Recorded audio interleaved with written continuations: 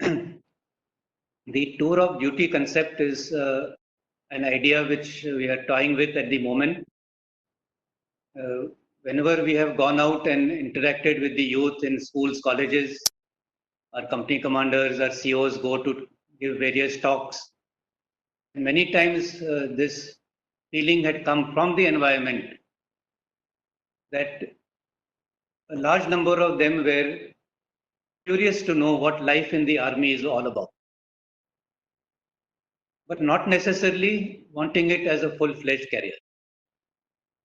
So this was the germination of this idea. This was how this idea came to us, that can we give, therefore, an opportunity to our youth to experience what army life is about for a short period of time.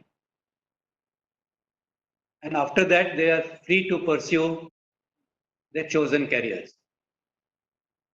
And it is in this background that we are looking at, can we induct a few people, maybe 1,000 a year to start with, for a period of say 3 years, maybe a truncated training period of 6 to 9 months. And after that, 2.5 years or so, 2 years or so, where he serves in the regular army. And if he's joining at around 18 years of age, so by 21, 22, he's free then to pursue whatever his chosen career will be, with the added advantage of having gained this experience of army life and ingrained certain other attributes of self-confidence, discipline, punctuality, to say the least. So some kind of these things which would imbibe, and thereby it would be a benefit to everybody, society at large also.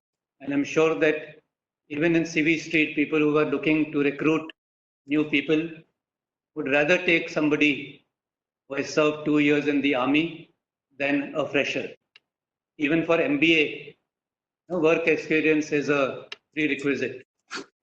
If 2 years in the army, what can be a better example of work experience?